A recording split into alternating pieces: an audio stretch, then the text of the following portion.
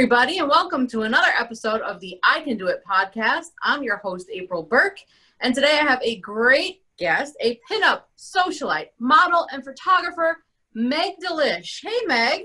Hi. How are you? I am doing well. I'm excited to be here. I'm excited to have you, too. We're kind of in the same town. We almost should have done this like in person then. I know, right? Drinking party, and we all just sit around and chat. That's right. I got the white, you got the red. Hell yeah, hell yeah. So how'd you get into pinup modeling? So it all started, I bought a vintage camper. I got the camper because I was doing photography shows, like Art on Lark, and like the Tulip Festival, where you go and you set up a booth outside. And I needed to bring all my stuff there. So I'm like, just give me any old trailer. I'm tired of putting stuff in my mom van. Yeah. And driving around, we came across this camper. The price was right. And I'm like, yeah, this is awesome. I can load it up with my stuff. And we can also sleep in it rather than going back and forth to Albany when it was like a 3-day festival. Found out it was a super rare camper. Went to vintage camper shows, and in researching the camper, I started seeing pictures of pinup girls posing next to campers. So we went to these shows, and people go all out at these shows. So I'm like, you know what? I'm going to start dressing like the girls in these pictures. And now I was plus size then. So I was like 320 pounds, and I started putting on like this like the cuffed jeans and the tank tops and the bandana and the Converse or sometimes pumps. And I got lots of compliments. And like the high-waisted jeans, the way that they fit, like all of the clothes were very, they made my plus size body look good. So I just kind of, it stuck immediately. And I started looking into where to buy pinup clothes, and every single piece I got looked amazing. They're absolutely built for any size body. And so I started dressing pinup that way. And because of like all the people were noticing me, and like women were coming up to me and saying, oh my gosh, I wish I could dress like you. I'm like, girlfriend, you so totally can. So it kind of it got me to think, I want to do something with this. Like, I'm getting a lot of people's attention. I want to do something with this. And then I sought out pinup groups. And I just cold called one of the groups. They were Vintage for Veterans when I joined. They're the Rockabetties now. And I just called them up. I'm like, hi, I want to know about pinup and what you guys do, and I want to do something important. And then it all just kind of snowballed from there. And I joined the group and been officially pinup for about 3 or 4 years now. That is started awesome. It's like weird and crazy, but it all started with my camper. Yeah, that's a really cool story. Yeah. Definitely. I love all your clothes and your hair and all the photo shoots that you do. And you had mentioned that you were heavier back then. And how did you lose all the weight? I had weight loss surgery. Mm-hmm. So I started out at 320 pounds. I think I'm about 160 right now. I have thyroid disease. Thyroid disease messes with your metabolism. Yes. I wasn't a dessert girl. I didn't drink soda. I didn't overeat. I didn't eat junk food. When I had my children, my body just went crazy, and I gained a bunch of weight, and I would work out. I would count calories, do everything I was supposed to be doing. And I wasn't losing weight at all. I was running 5Ks, and I would train for a 5K 3 to 4 times a week. And I would do like the color runs and everything. And so pretty much what happened was it kind of took a toll on my body, 320 pounds, trying my hardest to work out and running. I started damaging my knees. Okay. And at one point I'd hurt myself so bad. Like, I was at my cousin's wedding, and I was out dancing. And my knees went out, and I'm like, oh man, not this again. Got up the next day, and I went to a flea market, walked around, and I was limping, and I'm limping. It'll just stop, it'll stop. And it didn't. I ended up spending an entire year. I could not walk. Like, Wow. I was in like a little office. Thankfully, I owned a daycare, and my daughter helped me a lot. But I was in an office chair, like rolling around. I couldn't go grocery shopping. I couldn't go any place with my kids. And one of my daycare parents started talking to me about her surgery. And I started looking into it. And kind of at first you feel like you're cheating a little bit, Yeah. but it's actually a lot of hard work. It's a lot of hard work, a lot of dedication. There's a lot of stuff you have to do beforehand. There's a lot of stuff that you have to do once you have the surgery in order to stay healthy, because you can make yourself very sick. Yeah. So yeah, I have to try really hard, but I had the sleeve. So they go in and they take out a portion of your stomach so that your stomach is smaller. Okay. But yeah, that's what I did. My metabolism was crazy and I needed to walk, Yeah. and dancing has been my thing for my whole life, and not being able to dance and wondering if my knees were going to be so damaged that I was ever going to dance again was like, that was sad. Not being Yeah, able to kids was sad. So that's scary. I have hypothyroidism. I have Hashimoto's, yep, the that's what autoimmune I got. one. Yeah, and you're right. Like I put on 60 pounds for pregnancy, and I've only been able to drop 20 in 2.5 years.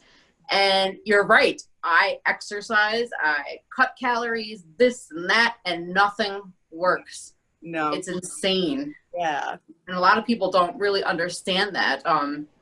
And I know a lot about the weight loss surgery because I watched that show, My 600-Pound Life, with Dr. Now. And it looks like they have to go through like psychiatric or psychological evaluations. You have to do that before you do that? Yeah. Yep. Just to make sure. So they don't want you to think it's like some kind of magic pill. Like your life is going to change and you're going to be like a movie star when you're done. And you're going to like they don't want you to think that losing weight is the answer to all of the problems in your life. Right. So you want to make sure you're doing it for the right reason, and they ask you like about depression and all that type of stuff. And of course, not depression, but being overweight kind of really sucks a lot. Yes, it does. So like, yeah, I'm bummed out. I can't move. I don't look good in clothes. But I went in twice. And yep, they give you the evaluation and make sure that you don't have like these grandiose ideas that you're going to be a whole other person and life will improve. So that's really smart. I probably would never get approved if I was in the BMI range because I have body dysmorphia. So whenever like I could weigh 98 pounds and I look in the mirror and I see something repulsive. It's a lot with my face and the body's in there too. But like when I look in the mirror, I don't see what other people are seeing. I see every single flaw instead. Yeah. And I definitely would not be probably approved for that at all. Yeah. But when I took a medication, Seroquel, I gained 60 pounds too. And I was at my heaviest, I was like 214, 215. And it was just amazing. Like the way people treated me differently and how I felt. I was so depressed. I didn't want to go anywhere. I had the knees too, because I used to be a runner. Yeah. And then when I tried to go back running with that weight on, it hurt so bad. And it's just, so I understand. I definitely understand. And I think people should look into that before they say, oh, that's a cheater way. That's the cheap way out. Because it's not. I mean, my friend Jason had it. And I saw after his surgery, he could only like eat like that much liquid at first. And you have to kind of go from there. Yeah, I can't drink any liquid with food. When I eat, I can't drink anything. It will make me sick. If I eat too fast, if I have too many carbs, too much sugar will make me sick. There's a lot of things, and thankfully it's kind of all the stuff that's bad for your body anyway. So it's kind of like if I bend the rules, I'm gonna pay. So don't want to go there, don't want to do that. So people, they bend the rules and they get sick, and then they end up gaining all the weight back. You have to really listen to your body when it says too much sugar, too much carbs, and you have to tell yourself, no, that's it. I have to be done. So yeah, definitely. As a sexy pinup, and I'm a comedian that talks filthy, we attract lots of creeps on social media. How has your experience been with that? So I don't know what happened. At some point, my Facebook page kind of blew up. I don't know if I just did my marketing right at one point, but I had accepted like 2,000 friend requests in a matter of a month. Oh, wow. And I said I wasn't going to do it, but I was starting to get a little bit of traction with Meg Delish, and I was out. And so a lot of people had seen me out. And so I decided to start accepting some of them. I figure you never know, it could be a client or somebody I could work with. Yep. But not all of them were. A lot of times they're like guys that think because I like doing this for myself and I like doing this to encourage other women, that I'm doing it for them. So Yeah. I'll get the messages, hey, send me a pic. And I'm like, okay, first of all, I'm a photographer and a model. I do both of those as jobs and I get paid money. I'm Yeah. not giving you my work. First and then they get like all offended. Oh, well, what about just one for me? I'm like, no, I'm sorry that this is my work. And you see my Facebook, I post plenty of stuff. You know? Yes, you do. Yeah. There's not lacking in material. Yeah. But they want that special one just for them. And so many, and I try to be very nice and I try to explain to them that this is what I do for a living. But they get mad at me. And if I don't send them a picture, they're like, well, you're a fucking bitch anyway. Or you're a fat pig. And I'm like, I just had surgery. I'm like in a size small and you're calling me a fat pig? Give me a break. That's what they do to me too when they would ask for the, because after I was on the Howard Stern show, I got hundreds, probably even like 1,000 probably, of videos and pictures of guys masturbating, fucking their old ladies, like doing all kinds of crazy shit. And then they would ask me, hey, could I have a titty pic or show me a picture of your pussy? And it was like, no. And then they say, oh, you're a fat, disgusting whore. I didn't want you anyways. Like, okay, you're the one that approached me, yet you don't want it. Yeah. And I think they're going to call you names regardless, because it's not at all what you are or what you're doing or what you look like. It's they don't like to be rejected. So you must be something terrible, you know? Yes. You get the phone calls in the middle of the night where it's just like a video call. I get them oh, no. morning. This video call. Hey, I'm masturbating. Like, I don't fucking care. Who are you? Oh my God, I've never gotten that, thank God. Oh, I get them all the time. And so like my phone, and it'll be people I'm not friends with on Facebook. I'll just be like, incoming call.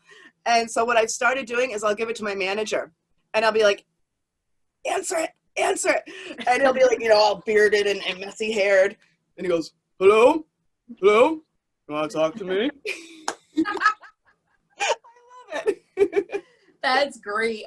I know. I thought of maybe sending when they send a dick pic to me, maybe sending one back, like pretending I'm. Yeah. Like start talking dirty to them. Hey, baby, that looks good. How's mine look?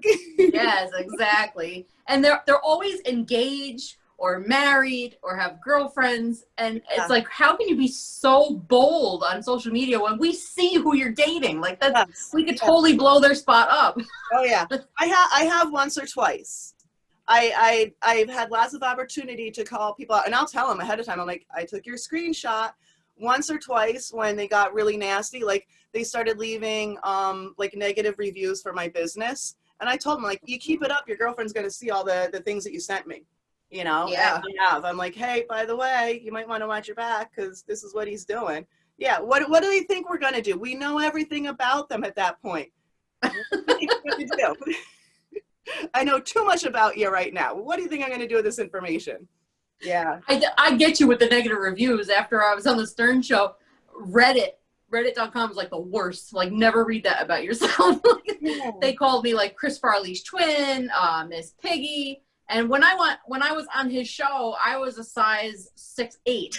So like, wow, you were tiny? Yeah, and they're calling me like fat and stuff because the picture that Jason Kaplan took, he did it from a downward up, and everybody has like, they look fat from that position. That's why they look horrible. Selfies.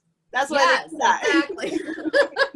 Always take it from above, and he did it from below, and I knew it was going to be shitty, and it's out there forever. It's still on howardstern.com, and it's like, I just want to take that picture down, but I can't. So never read about yourself on Reddit. Okay, I won't. Horrible. Absolutely horrible. Now, you're involved with the Black Lives Matter movement here in Cobleskill, right? Yes. Yep. I've been to all but maybe 5 protests. We were doing them weekly, and then every Saturday. But it kind of got too much to do not weekly, every weekday we did them. We were going to do them was Sunday. So we were out there Monday through Friday. and Saturdays, but it got to be too much the Monday through Friday. We stopped doing that about 2 weeks ago. One of the other co-organizers, she also just got her first home, so that's really exciting. So they're like doing all kinds of house stuff. And I've had like a couple of things that I've been doing. So we haven't been doing them during the week, but we've been out there like every Saturday from like 9 to 12. But yeah, when I drive by, I always make sure I beep. I took my son David there, and we were gone before it even began because he was freaking out. I mean, he's 2 years old. He saw kids playing with balls. He wanted one of the balls. The kid ran away from him, and then that was it. It was over. And some of them are bigger events than other ones. We had Bethany Yarrow's father, Peter, from Peter, Paul, and Mary. That's cool. Yeah, he came and played a song that he played before Martin Luther King's speech. He came and played that song. And then sometimes we have like people doing chalk drawings and bubbles and kids activities. And then sometimes it's just us. So yeah, it varies in like how big of an event that we're putting on. That's cool. I want to bring attention to when the first going to happen, some of the, I don't know what to call them, rednecks, hillbillies were insulted and posted on Facebook that they were going to shoot people and do all kinds of crazy things. And that's just so ridiculous. Like, and do you get people like screaming stuff at you when they drive by or walk by? Yep. The original protest was supposed to be there in the park. Because of those threats, they literally were planning sniper nests and talking about what guns they're going to use. Here's the thing. This is a small town. There were going to be 16 soccer moms. They knew every single one of us. We knew them. They're small business owners that are local. What are 16 soccer moms really going to do? Give me a break. First of all. So because of those threats, the organizers moved the event out of town. And my friends and I, Carrie and Guy, were like, no, the whole point of this is that we need to be seen. So we kind of broke off from the main group. Since then, we have come back together. The main group is in the park with us, but we had to move because of the threats. The threats did not stop. They started posting about how they're going to run us over. Like Black Lives Splatter was the thing that they were posting. Wow. You better make good with your insurance company because somebody's going to need it. You better make good with God. So while we were out protesting, the first one, we walked through Cobleskill, and we had people swerving at us, speeding past us. We had a photographer with us, like as a group, we have our own personal photographer. She was trying to cross the road in the lighted crosswalk, one of the ones in town where it lights up. Yeah. No, you have to stop, because that's the New York State law. People weren't stopping. One of the other protesters had to go and literally yell at the traffic to stop, and they're yelling back and giving us grief about crossing. One person, it wasn't all 16 of us, it was one person giving grief about crossing in the crosswalk. Just the other day, we had somebody drive up on the curb. We have people, we do this thing, we do like social experiments where we have different signs and we write different things just to see what people's reactions are. There will be times where it will be equality, love, nothing at all about Black Lives Matter. And people go by and flipping us off and yelling, fuck you, shaking their heads, like every time there's at least 1 hour, if not more, of people walking by pretty much disgusted and upset. People yell out the windows at us. They've called my friends the N-word lover for no reason, just because we're there to support Black Lives Matter. They yell out the window, white lives matter. All lives matter, of course, is the standard rhetoric. Yeah, it's like the number one racist thing you can say. And of course they're saying it. And it's crazy because regardless of what people thought it meant in the beginning, they know and understand now. There's been enough conversations. It's not Black lives only matter. Right. Black lives matter too. And we've explained it to people. So people still know what the point is. So once you know and understand Black Lives Matter too, there are issues that we're actually addressing. There are actual problems, and especially in a small community like ours, thankfully we don't have the police problem that some communities have. But we do have a racist mentality problem in our community. We do. And that's, I mean, I've had people say, I'm not racist, but I really do believe that there are more bad Black people out there than there are white people. And I'm like, what? And my standard response is, oh, do you think there's a bad Black gene? Is that what it is? Because I'm not saying that you're racist. You know, it's like, that's the kind of thought process that people will have around here. And Yeah. we try to talk to them. We try to get them to talk through it. You know, why do you think that more people are bad? Well, because of the arrests. They're being arrested. And I'll be like, okay, in Albany County, there are 50 people of color jailed for marijuana, and 1 or 2 white people. But Right. the marijuana use is 50-50.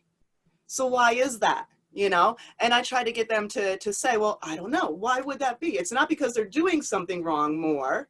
Why are they getting caught more? So, you know, you try to have conversations with people and try to get them to see that they do have racist thoughts. Right. You have to think through, why am I having this thought? What does this mean? So yeah. My boyfriend does security for a large corporation in town. I'm sure you can guess which one. And one of the employees was there and talking to him, and he's like, you know what? I see a lot of rebel flags in this town, shirts on the cars. And she said, oh yeah, it's because we love country music. Like that kind of thinking. Like, is she for real? Like, it's so ignorant. Like, I think she believes it. Yeah. And at some point, you have to acknowledge, it doesn't matter if you think it's because of country music, it's offensive. Yes. You know, that's, for me, that would be all it would take. It's offensive to a large group of people, and it's considered offensive by a large group of people. That would make me not want to do it, you know? To me, the Nazi flag and the rebel flag, they're the same to me. They're absolutely harsh. And there was a couple in Argusville, New York, that was on Facebook. Yes, with all kinds of nasty signs, anti-Semitic, racist. I think they were homophobic too, I believe. Yes. And do you know what happened to them? Did they take it down voluntarily, or were they made to take that stuff down? So they took it. They took some down voluntarily, put some back up. My friend is actually their neighbor, just a couple of houses down. And she's a woman of color, and they harass her. They made videos of them going up and down the road, yelling stuff. They vandalized town property. They spray painted something, I forget what it said. It might have been White Lives Matter, on the bridge down the road from their house. They tried to say it was a big joke against one of their friends, but they also had, from what I understand, I didn't see this personally, but pictures of themselves in white hoods on their Facebook page. Oh my God. So I didn't see that personally, but what I have seen personally is they are not afraid. They're very proud of their opinions that are bigoted and racist. So, and I'm sure they would argue, oh, First Amendment, blah blah blah. Yeah, exactly. Yep. And they go to the town, and I mean, it is your First Amendment right, you know, because my friend went to the town and she's like, can we do anything about this? There's also on Route 20, they have a Confederate flag and I think a White Lives Matter sign. And it was a big discussion because people come into the village of Sharon Springs on Route 20. So you have all the tourists coming in to see, you know, the famous people in Sharon Springs, and this is what they have to see. And there has been conversations that I've heard where people don't stop. They don't want to go to a community that's the first thing that they see in the community. They want to keep going. So I would keep going too. I would keep driving. I wouldn't get out either. So, and there's been conversations with the town, and you know, I mean, unfortunately, it's First Amendment right, but I don't know. I don't even know what we can do about that. Keep protesting, keep speaking out, keep pissing people off. Yes, vote, sign petitions, yes. Do all that kind of stuff. Just don't sit around fighting on Facebook. I think that's that's the downfall of our world right now. Everybody just arguing on Facebook. I like the stuff that you post because it brings, you know, happy thoughts and things like that. You, I noticed you started belly dancing. That is awesome. Yes, How'd you get into that? I've been belly dancing for a while. I just kind of kept it a secret because I didn't want to embarrass myself. I have wanted to belly dance for probably 20 years. And since I got in with the pinup group, I go to burlesque shows, and I've been part of burlesque shows. I've been what they call as a stage kitten. I clean up in between acts. So they keep asking me if I'm going. So you start out as a stage kitten and you build up until you have an act. And I've been asked, are you going to do an act? Are you going to do an act? I'm like, I don't know. So I go, and I'm a stage kitten at shows, and I have lots of friends that are burlesque. And I go and I see friends doing belly dance. And I'm like, you know what? I really want to do that. And I got talking to one of them, and they're like, oh, did you know that there are lessons? I said, I've been looking for lessons. I did not know there were lessons. So a friend hooked me up with I always screw up the name, and she's corrected me. Transessence belly dance in Oneonta. And I was doing lessons there since I think November in person. And at one point, the friend who is a belly dancer who performs invited me to one of her lessons out in Buffalo. And the studio that was hosting her was awesome. I got to perform. Oh, that's awesome. That was really cool. Like I went in and I did like an intensive where I went in and did a couple hours worth of lessons and then came back that night and did a performance. It's all for charity. All the money that we raise goes to all kinds of different charities. So it's cool to take the lesson and to learn the belly dance and to learn like all the basics and get really good at it. But then it's also really cool to be able to go and perform and also perform awesome. And make money for charities. So that's with the Kind Killers, and they're in Buffalo. And everything since COVID has been Zoom. So, but my instructor in Buffalo, Bo, she just started doing her classes outside, and she's going to continue to do Zoom classes with me, which is like so awesome and amazing. And then when we do our performances, we record them and then send the video out to a producer, and he like pieces it all together. Oh, that's cool. But yeah, it's been a ton of fun. It's a lot harder than it looks. I could imagine. Everything is on Zoom now. I do Dat Fan and Friends stand up on Zoom. This is being recorded over Zoom. Yeah. Zoom is really great, and they're probably making a shitload of money, I'm sure. Right? Zoom has helped to keep my sanity. Like, honest God, like the classes that I'm like the dance classes, just being able to like communicate with friends and watching like bands play.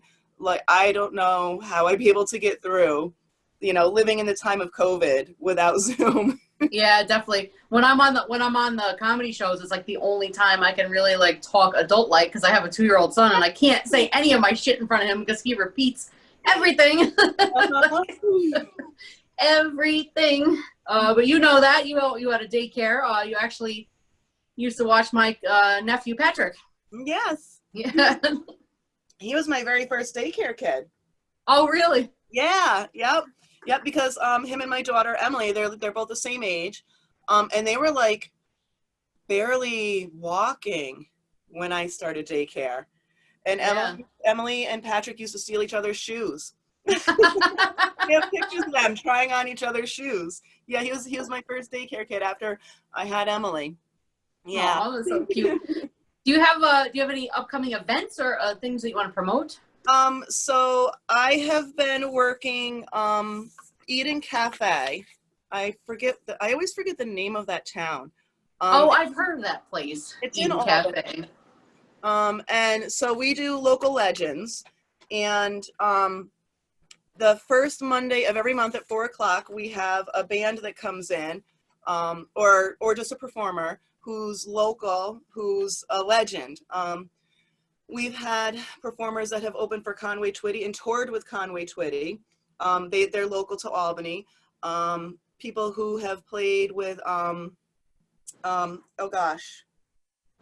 Rod Lincoln, Commander Cody, and the Lost Planet Airmen. We had performers that played with them and like opened up for, they open and tour with famous people. And they come in and they do like a little interview at Eden Cafe for the local legends, and then they get up and play. So I'm like the official photographer for that. Okay. And I have like a merchandise booth, and I run the band's merchandise booth while I'm there. Let's see, I have merchandise, I have a calendar, local legends. I had to do notes, and I had to make them big because I don't have my glasses on. I've got my notes right in front of me, and it's in big Sharpie writing because I don't have my glasses on either. I hate wearing my glasses. Ralphie Fund. I have been volunteering with Ralphie Fund. I lost track, 8 or 10 years. I've been their photographer. It had to get canceled this year, but they have a dance coming up with a raffle and a fundraiser. You can check out my Meg Delish. I'll be posting information on that. My next belly dance is going to be, we're having one a couple of days before Halloween, and that will be for charity. I'll be sword dancing with that one. Last one I got to dance with fire. Now I get to dance with sharp stuff.